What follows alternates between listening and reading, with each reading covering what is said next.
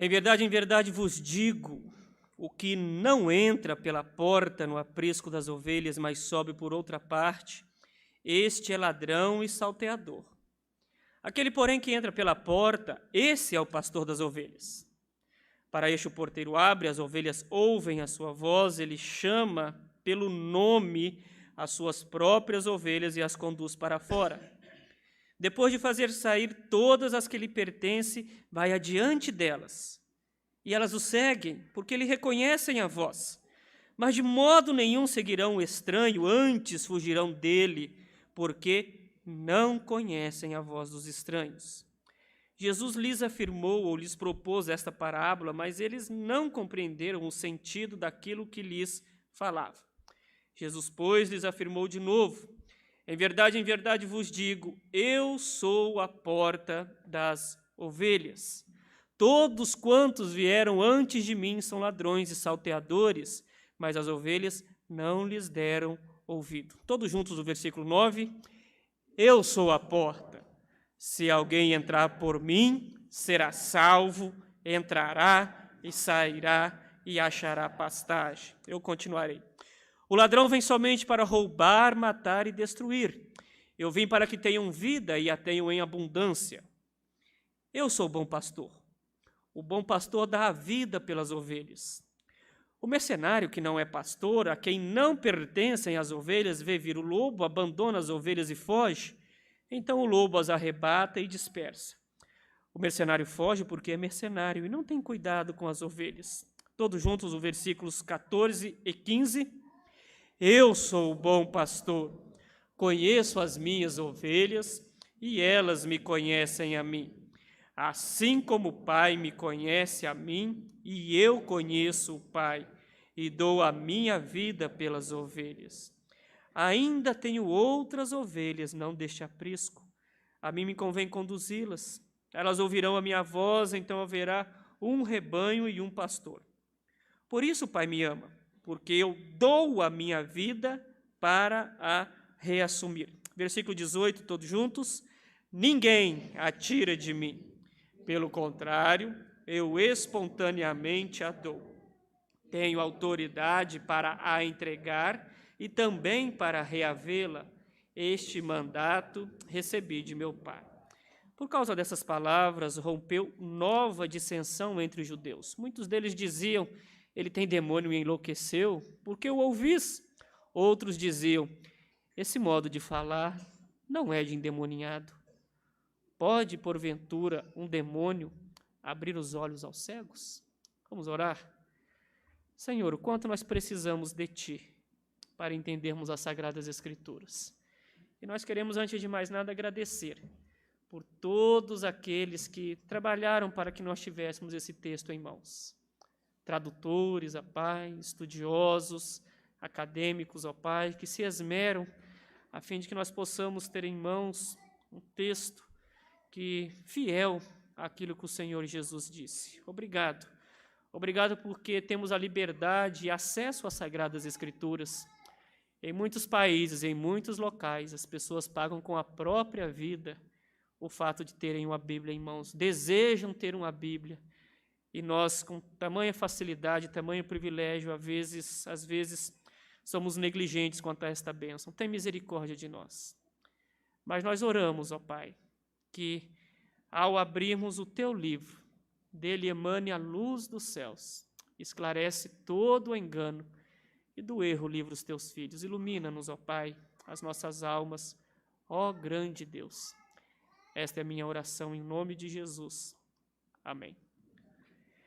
Pastores, que raça esquisita ou diferente, sei lá, né, que chama a atenção de muita gente. Uns não gostam nem de ouvir falar o nome, outros têm uma expressão de carinho, né? Fato é que, com o crescimento dos evangélicos em nosso país, se até o início dos anos 80, o final dos anos 80, início dos anos 90, nós não chegávamos nem a 20% da população brasileira. Hoje, algumas estatísticas apontam que até 2030 nós seremos 40% até da população brasileira. Bom por isso. mas com isso também o crescimento da população ou do percentual evangélico, consequentemente aumenta o número de pastores. E temos muitas histórias de pastores, digamos, nacionalmente conhecidos para contar. Umas boas, outras nem tanto. Mas qual seria o critério, ou como que nós poderíamos avaliar bons e maus pastores ao longo da jornada cristã?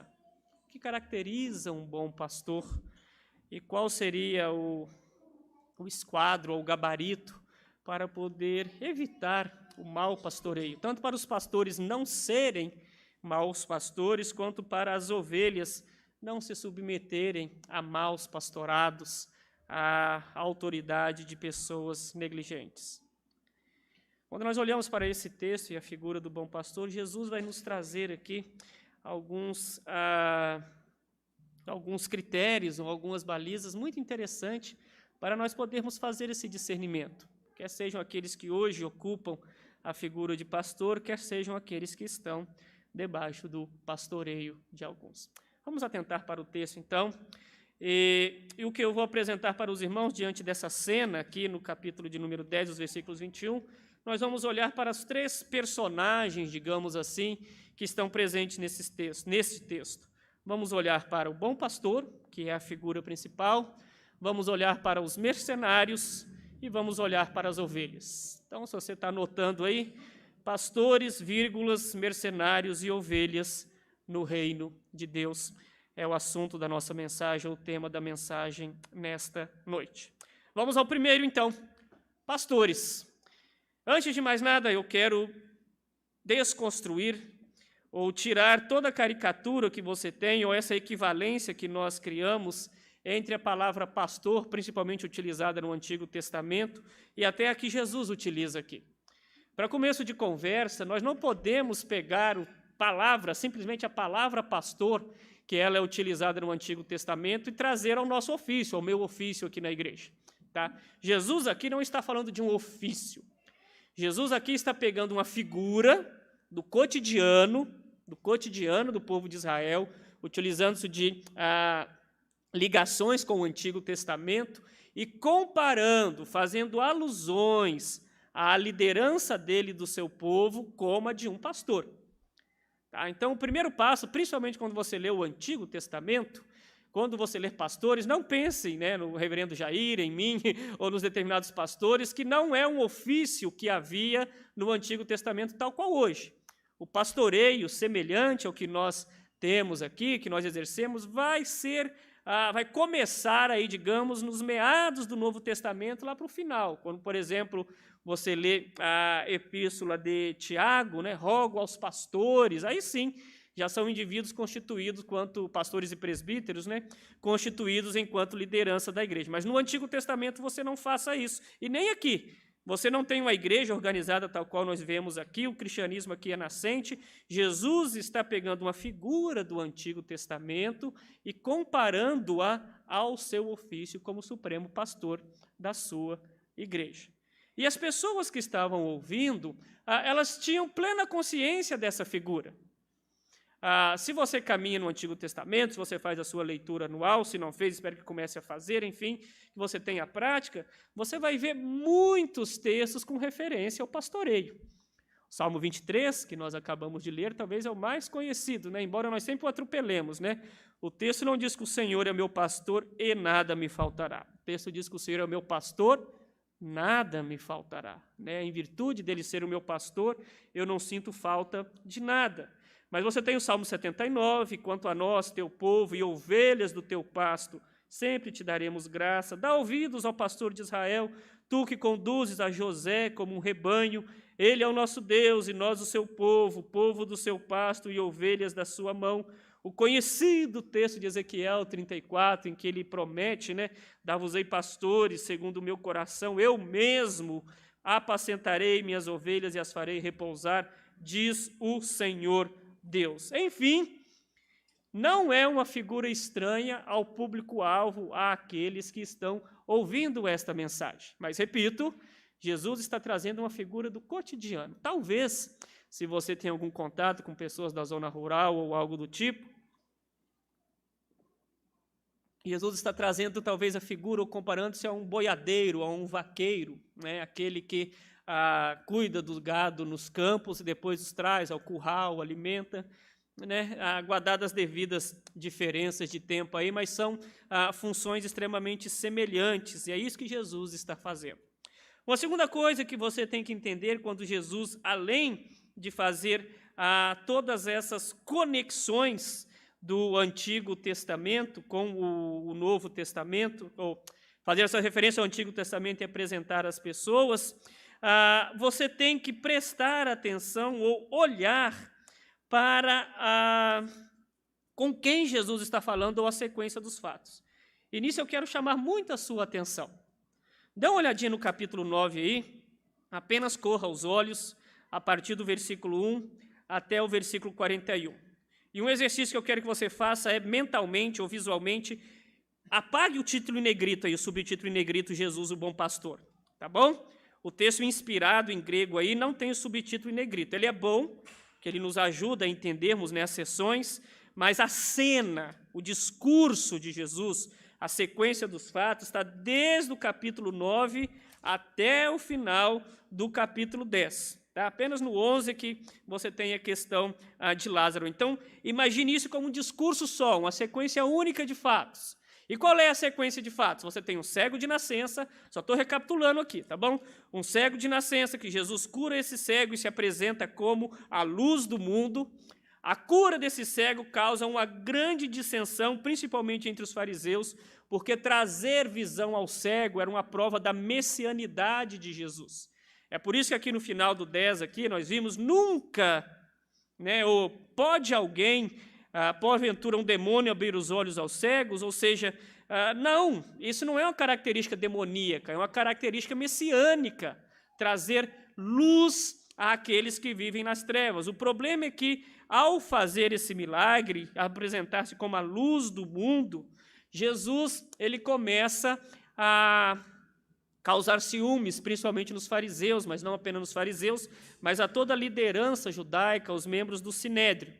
Então você tem toda uma discussão aqui, uma CPI da cura, né, no capítulo 9 aqui, em que as pessoas incapazes de se alegrarem com o cego de nascença, criam toda uma burocracia religiosa justamente no sentido contrário, né, de desfazer a credibilidade de Jesus, tentam insinuar que o cego era mentiroso, tentam pressionar os pais do cego para que negassem isso, enfim, você tem toda uma hostilidade daqueles que são líderes em Israel, conhecedores do Antigo Testamento, que deveriam liderar, pastorear as pessoas, mas são incapazes de sequer se alegrarem com um cego que torna a ver.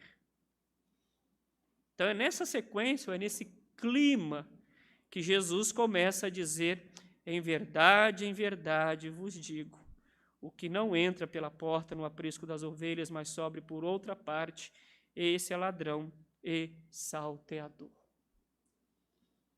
Então Jesus, como bom pastor, a primeira preocupação dele é fazer esse contraste entre ele enquanto bom pastor, em contraposição a esses indivíduos aí do capítulo 9 como péssimos pastores, maus pastores.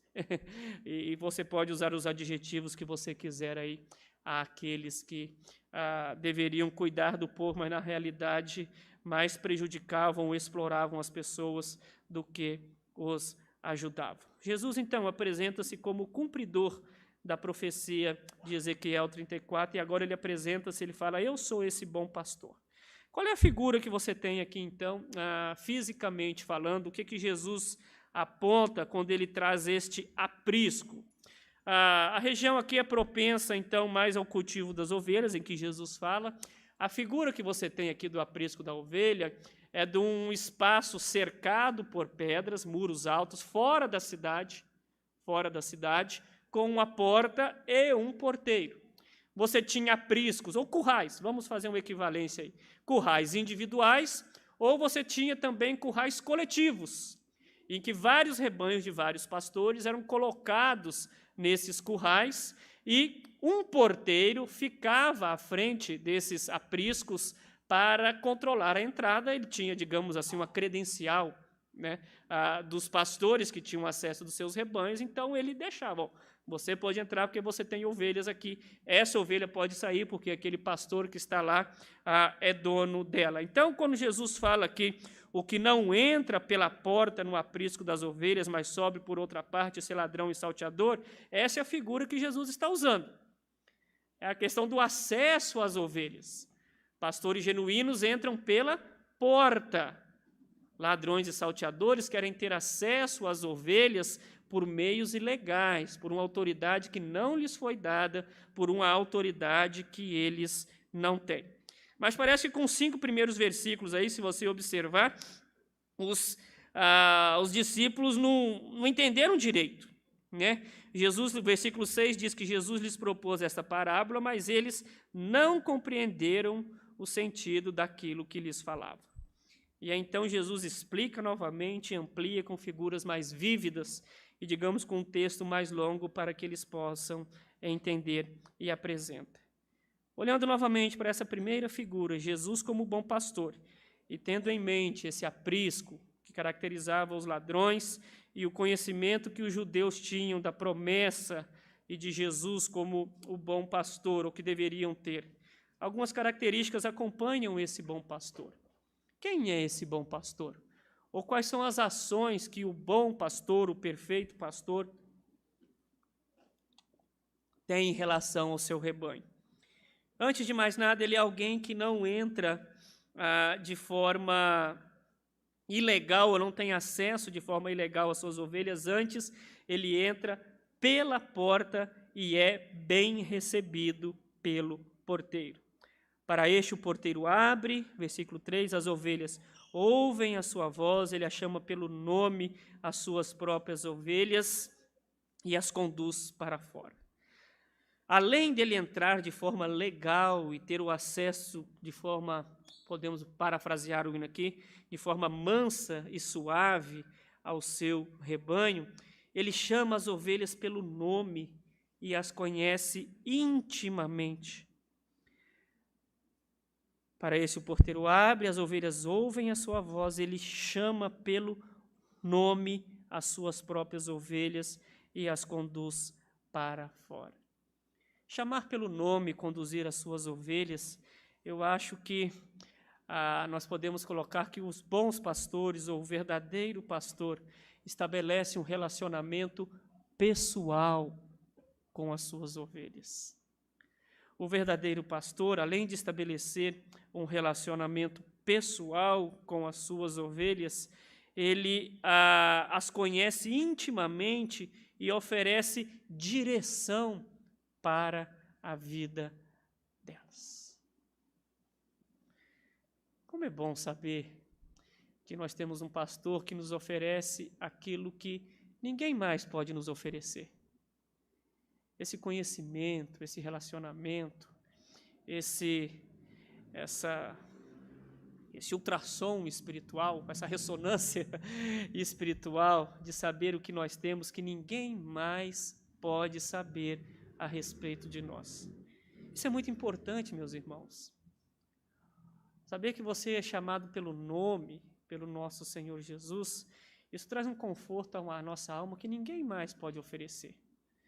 Se você, por exemplo, trabalha numa grande empresa, né, você não tem nome, você é um código de barras lá no cartão de pontos e no máximo aí, né, e as coisas caminham para ser cada vez mais impessoal, né? Se você vai prestar vestibular, você não tem um nome, você tem um código lá e tudo, e à medida que você vai se perdendo na multidão ou se levando, mais impessoal os nossos relacionamentos vão ficando e, paradoxalmente, mais carentes afetivos nós vamos ficando.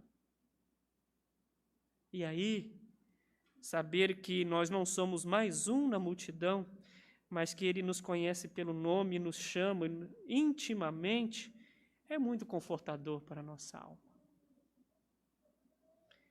E mais do que nos conhecer pessoalmente, Ele nos dá direção na nossa vida. Olha o versículo 4, que bonito.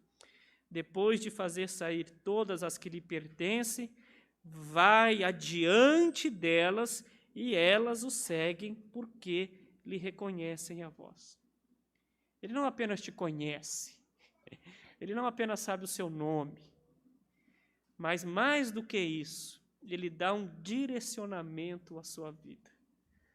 Tanta gente perdida nesse mundo, tanta gente que na virada do ano, como diz o adágio popular, atirou para tudo quanto é lado, né? De pular onda, galho de arruda, simpatia com roupa colorida, a fezinha, enfim, há tanta coisa, passando pelo sal grosso e o óleo ungido também, que tem, né?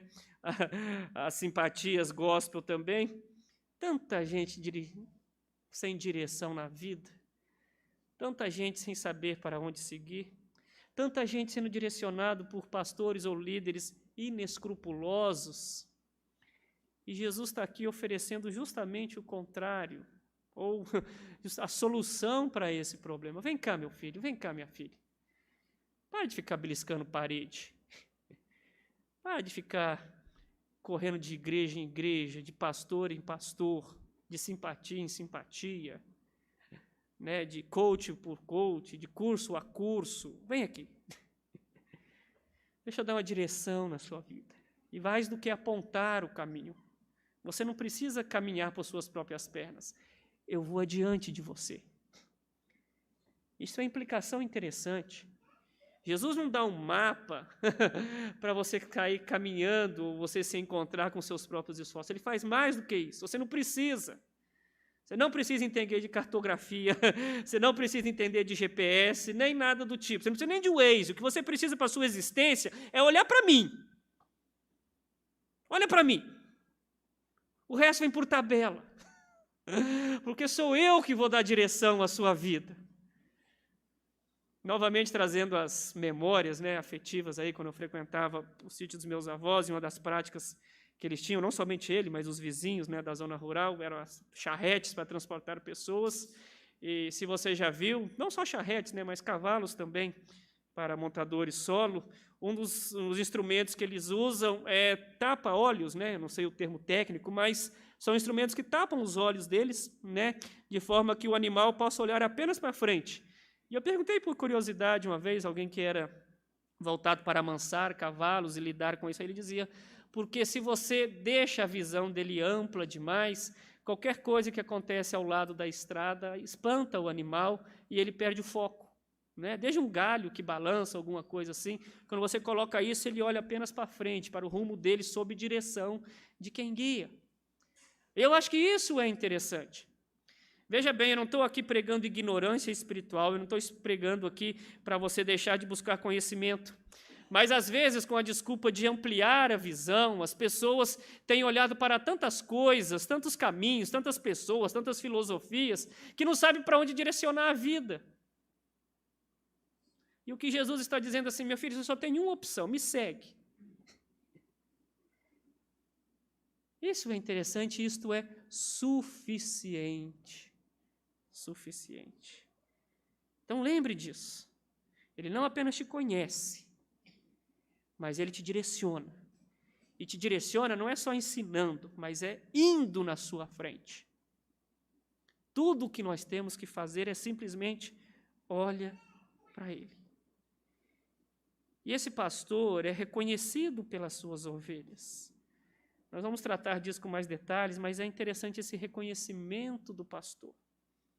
Esse pastor, Jesus como bom pastor, além de chamar pelo nome da direção na vida, ir adiante delas, né, conhecer intimamente, dá acesso a todas as bênçãos. Olha os versículos 7 e 9. 7 a 9. Eu sou a porta das ovelhas. Todos quantos vieram antes de mim são ladrões e salteadores, mas as ovelhas não lhe deram ouvido. Ele repete de novo é redundância, né? Ele repete. Eu sou a porta. Essa figura da porta aqui ela é secundária, complementar a do pastor. Novamente, o aprisco, a porta de acesso.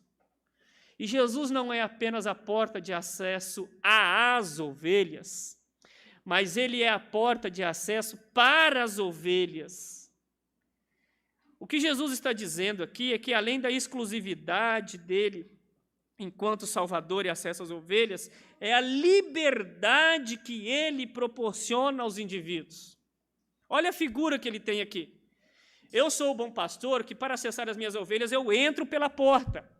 Mas quando eu entro pela porta e tenho acesso às minhas ovelhas e elas me conhecem a mim, elas não ficam presas nesse reduto, a vida delas não é mais entre quatro paredes, porque elas saem pela porta também. Porque a minha vida agora deixa de ser uma fixação espiritual, eu deixo de viver num curral e posso entrar e sair quantas vezes for, não porque eu sou suficiente, mas porque o bom pastor, que é a porta, vem para mim quando eu estou lá no aprisco, mas eu também posso sair sem medo, não porque eu me torno uma super ovelha, mas porque debaixo da orientação do Supremo Pastor, eu posso caminhar por outros pastos, eu posso ter acesso a muitas bênçãos. A minha vida não é bitolada a um círculo fechado, a um grupo fechado. Não. Eu posso caminhar. Cristo vem justamente para nos fornecer essa liberdade. A segurança que Cristo nos dá não é uma segurança enclausuradora, não é uma segurança monástica, de que para nos proteger dos perigos eles nos jogam, como se fossem mosteiros, lugares subterrâneos. Não. O que Jesus está dizendo aqui, meu filho, quando você entender que eu sou a porta e entrar debaixo da minha orientação enquanto supremo pastor, você vai entrar, você vai sair, você vai passear, você vai dar piruleta quantas vezes quiser, porque você está debaixo das minhas orientações. Isso é bom, isso é libertador.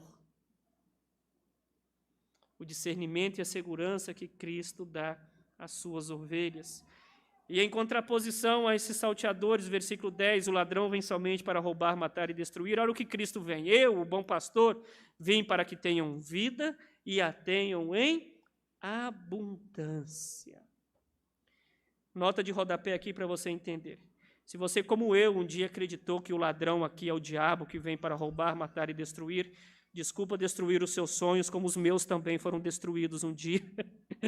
Tá bom? Embora seja verdadeiro que o diabo vem para roubar, matar e destruir, a referência que Cristo está fazendo aqui é justamente aos fariseus da sessão anterior.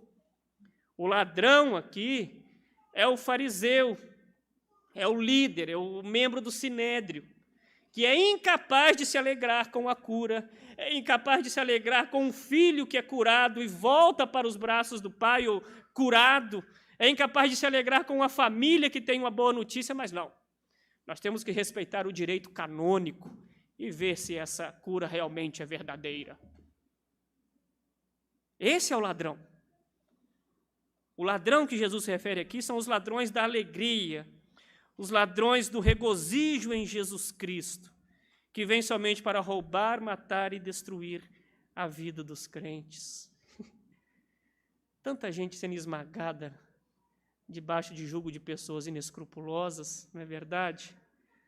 Tantos ladrões de alma, tanto se fala nos dias atuais dos desigrejados, e muitos deles saem, eu não estou justificando, tá, irmão, mas a razão de tantos passarem por isso são as feridas na alma, causada por muitos pastores inescrupulosos. Gente que sangra espiritualmente, debaixo de opressão, de mentiras, gente explorada financeiramente, emocionalmente.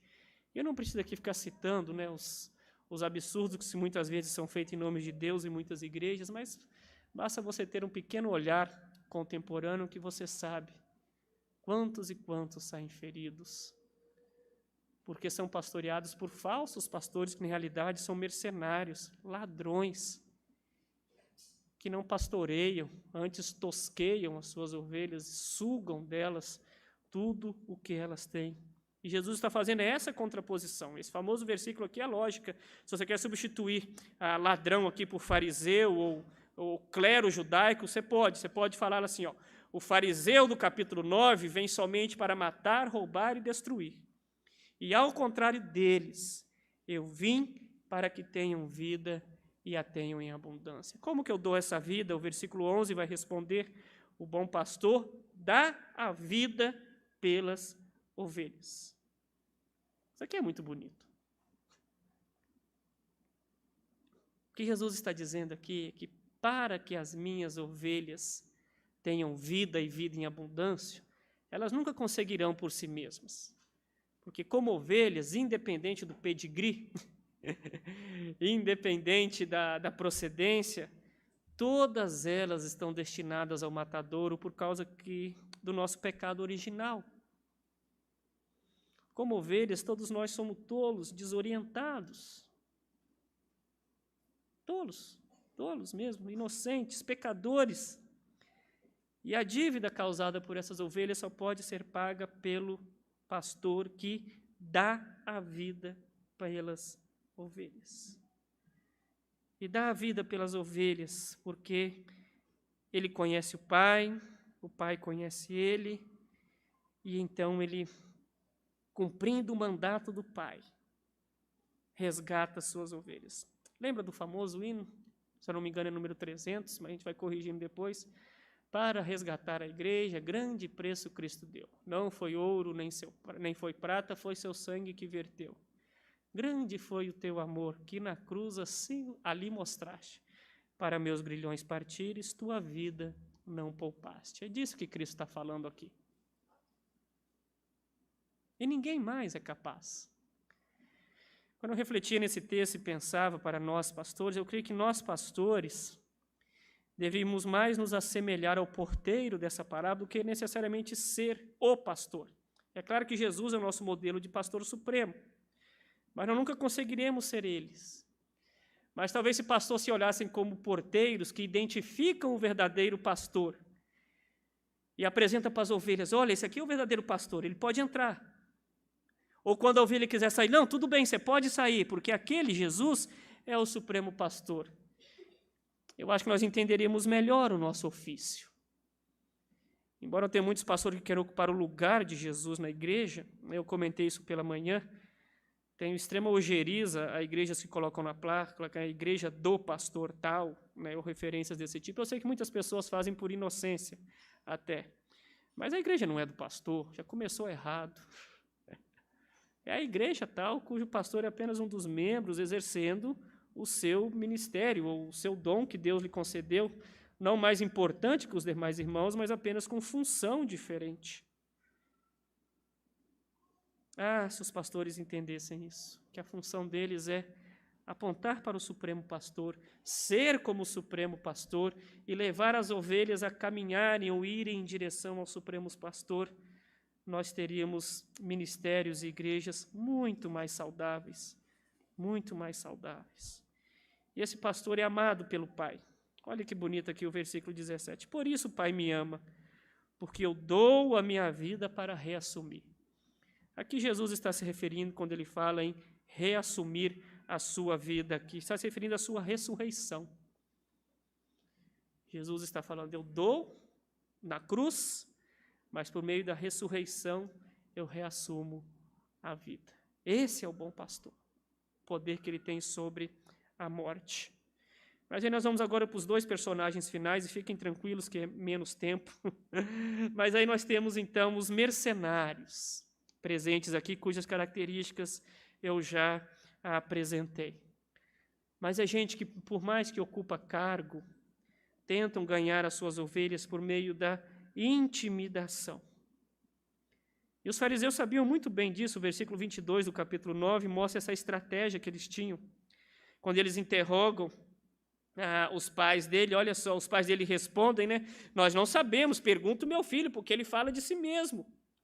Por que eles dão essa resposta neutra? Versículo 22, isso disseram seus pais, porque estavam com medo dos judeus, pois estes já haviam assentado que se alguém confessasse ser Jesus o Cristo, fosse expulso da sinagoga. É essa a estratégia do mercenário. É a chantagem espiritual. Faça o que eu faço, senão expulso, jogo maldição, né? Amaldiçoo você, você deixa de ser persona, deixa de ser bem-vindo e passa a ser persona não grata. Esse é o instrumento do mercenário.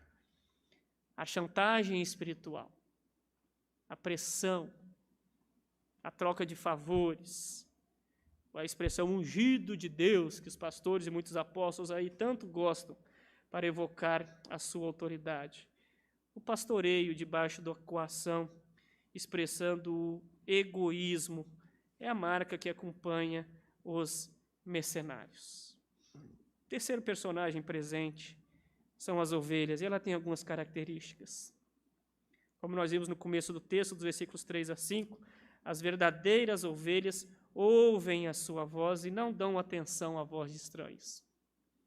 Mas como que eu faço para ouvir a voz de Deus ou seguir a voz de Deus? Certa vez eu li aqui uma das técnicas que os bancos americanos, né, o FBI utiliza também para identificação de notas falsas, é pegar os indivíduos e colocá-los para contar infinitamente notas verdadeiras. Eles pensam milhares e milhares de notas verdadeiras, e dentro dessas notas verdadeiras, em alguns momentos, existem notas falsas. Qual é a lógica? Quando o seu dedo se habitua com aquilo que é verdadeiro, o sinal de alerta acontece quando o falso vem. E eu creio que é nisso que deve, ou com esse princípio que deve acompanhar as verdadeiras ovelhas. Nós não devemos nos preocupar em conhecer os desvios doutrinários. A nossa preocupação, primeiramente, deve ser em conhecer a Jesus, de forma que qualquer coisa que fuja do padrão determinado por Jesus vai ligar um sinal de alerta aos nossos olhos. O mergulho na verdade torna os nossos ouvidos sensíveis à mentira. E esse é o método para fugir de estranhos. Você não precisa comprar um dicionário de seitas e heresias ou pesquisar tudo. Caso você tenha curiosidade, possa fazê-lo. Mas o que você precisa é simplesmente mergulhar na vida de Jesus, examinando as Escrituras, porque elas atestam a respeito de Cristo. E automaticamente, tudo que for estranho a esse atestado da pessoa de Jesus Cristo, você vai rejeitar. Vai ligar o sinal de alerta de você. Elas ouvem a voz. Elas seguem o pastor e fogem de estranho. Entram pela porta e entendem que fazem parte de um rebanho. Isso aqui que eu acho muito bonito. Olha o versículo 16. Quando Jesus diz: ainda tenho outras ovelhas, não deste aprisco, a mim me convém conduzi-las, elas ouvirão a minha voz e haverá um rebanho e um só pastor. As verdadeiras ovelhas entendem que fazem parte de um rebanho, entendem que fazem parte de uma vida comunitária e não podem seguir carreira solo. Quando Jesus fala que tem outras ovelhas, não deste aprisco, ele está se referindo à nação de Israel. Ele está dizendo que eu tenho ovelhas em Israel, com vocês, com quem eu falo, mas eu tenho ovelhas fora da nação de Israel, que eu convém a mim trazê-las. Jesus está ensinando aos seus ouvintes aqui que o rebanho dele é muito mais diverso do que eles achavam. Eu, como pastor, sempre tenho um critério de avaliar a saúde de igrejas, não de avaliar a saúde, mas sempre defendo que igrejas saudáveis não é igreja de skatista, de surfista, não é igreja da terceira idade, não é igreja de pobre, não é igreja de rico. A igreja saudável é aquela que consegue ser representativa em todos os segmentos. Porque o rebanho de Jesus é feito dessa diversidade, de origem, de histórias. O evangelho é feito justamente para isso. Não existe cântico de jovem e hino de velho. Da mesma forma que o jovem tem que ter a sabedoria de cantar os hinos clássicos e antigos, cabe aos idosos também a sensibilidade de cantar canções contemporâneas, bíblicas, é verdade, mas ter a alegria do indivíduo de 9 anos se sentar ao lado do senhor ou da senhora de 90 e ambos cantarem ao Senhor. Isso que é ser um só rebanho. Ser um só rebanho homogêneo é fácil. Gosto de futebol, eu gosto de conversar sobre carros e por aí vai. Nossa, topar pessoas que gostam desse assunto, eu tenho horas.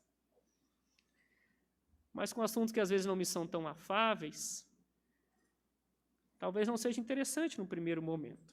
Mas na igreja do Senhor Jesus, essas diferenças são quebradas. E eu sento, né, do lado até de torcedor do Vasco, se precisar, né, pela graça de Deus. Mas é isso que o Evangelho traz na vida das pessoas, a noção de rebanho. Isto posto, algumas verdades vêm à tona, e como é que fica a nossa segunda-feira? Lembrando que essas verdades servem tanto para mim, quanto para vocês que estão nos bancos. Presta atenção. A promessa de um pastor, e quando Deus viu que nós temos a necessidade de um pastor, é porque nós precisamos de cuidado, é porque nós erramos. Nós precisamos de alguém que pague, não apenas cuide das nossas saúdes, das nossas finanças, das nossas emoções, mas mais do que isso, precisamos de alguém que pague a nossa dívida maior, que é o pecado. Cristo fez isso. Vá para Cristo. Ele conhece você do que mais ninguém, mais do que qualquer outra pessoa conhece. Ele é capaz de satisfazer a sua alma com aquilo que seus pais, seus amigos, o seu cônjuge, seu pastor não são capazes de fazer. E quando ele te proporciona esse relacionamento de sabe pelo nome, isso é tão bom. Nós estamos numa cidade universitária, né? E embora eu tenha retornado há pouco tempo, eu creio que talvez a rotina de muitos universitários, pós-graduandos, que têm aí demandas que fogem do calendário normal, talvez você tenha passado o final de ano, a virada de ano, sozinho, distante dos pais, com aquela pergunta, alguém se importa comigo? Cristo se importa. E conhece você pelo seu nome. Sabe o seu cheiro, suas peculiaridades, falhas, tudo o que você precisa, Ele sabe. Lembre-se disso. Tanta gente querendo roubar a nossa alma, tanto mercenário nesse mundo, mas quão bom é saber que nós temos pastores cuidando de nós. Segunda implicação, quando Cristo fala que nós fazemos parte de um rebanho, e que há um só rebanho e um só pastor. Lembre-se da sua vida comunitária e da necessidade que você tem de estar aqui. Cristo não é pastor de ovelha solo.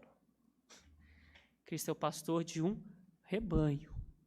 É claro que Ele conhece cada um de nós individualmente, mas você não saiu para caminhar na sua vida fazendo carreira solo espiritualmente. Muito pelo contrário. Você é chamado a fazer parte de um rebanho, sabendo superar diferenças de idade, de história, diferenças de renda, diferenças de conhecimento acadêmico, diferenças de altura, todas as possíveis nós somos capazes de fazer, porque o sangue do Cordeiro derruba essas coisas e traz uma unidade que ninguém mais é capaz de fazer conosco. Mas isso só é possível a partir do momento que eu tenho a noção dessa necessidade da vida comunitária. Você já parou para pensar, por exemplo, no dia da ceia, em que pode vir um crente lá da Nova Zelândia e assentar nesse banco aqui, e se ele confessa Jesus Cristo como Senhor, tomar a ceia conosco? Pelo menos nós presbiterianos, né? Conosco pode. Né? Opa! Ele entendeu como estivesse chamando a viva voz aqui, perdão. A Siri é burra, né? Mas quando nós entendemos esse pertencimento ao rebanho e essa quebra de barreiras, isso é algo que ninguém mais pode fazer. Entende isso? Você lá no mundo, principalmente jovem, você só é aceito se você se enquadrar em alguma coisa. Seja skatista, seja surfista, seja mauricinho, tá? Não se enquadra lá para você ver, se você altamente não é excluído. Existem shoppings em São Paulo, por exemplo, que você só tem acesso de carro. A mensagem está bem clara lá, pobre, corre daqui, se você anda a pé. Né? As organizações, veja bem, não estou entrando no mérito, mas pega, por exemplo, maçonaria, os critérios de ingresso. Reunir pessoas, fazer um só rebanho, só o Evangelho é capaz de fazer. Formar esse rebanho, um só rebanho e um só pastor. Lembre-se disso. Lembre-se também de orar por pastores, não apenas da sua igreja local, mas eu agradeço também. Mas ore por bons pastores nas igrejas de São Carlos, nas igrejas do Brasil, nas igrejas cristãs ao longo do mundo. Isso é tão necessário. Que maus pastores sejam retirados e bons pastores sejam colocados à frente das igrejas. Tanta gente tendo a alma ferida por mercenários. Ore. Tem um trecho lindo em Números 34, quando Jesus anuncia a Moisés que ele iria ser substituído. Olha o que Moisés responde ao Senhor. Olha, isso depois de Deus falar com Moisés, ó, você vai morrer, você não vai ver a terra prometida, tá bom? Mas olha a oração de Moisés, que talvez nós possamos repetir. Então disse Moisés ao Senhor, o Senhor, autor e conservador de toda a vida, ponha um homem sobre essa congregação que saia diante deles e que entre diante deles e que os faça sair e que os faça entrar. Parece que Jesus está parafraseando Moisés, né? Posteriormente. Para que a congregação do Senhor não seja como ovelhas que não têm pastor. Última lição. Como você tem ouvido a voz do bom pastor? Talvez você está procurando algum meio místico, algo excepcional. Talvez os seus ouvidos estão com tanta sujeira do pecado que você dá ouvido a qualquer lorota que falam para você. Que tal você fazer uma limpeza espiritual para ouvir a voz do bom pastor por meio da leitura das Sagradas Escrituras? Examinai as Escrituras, porque são elas mesmo que atestam a respeito de Jesus Cristo, o bom pastor, o único pastor que dá sentido à nossa existência. Que Deus cuide de nós. E muito obrigado, nosso Deus, porque o bom pastor, ao contrário dos mercenários, nos promove relacionamento, direção, vida abundante e ingresso num rebanho. Isso ninguém mais pode nos proporcionar.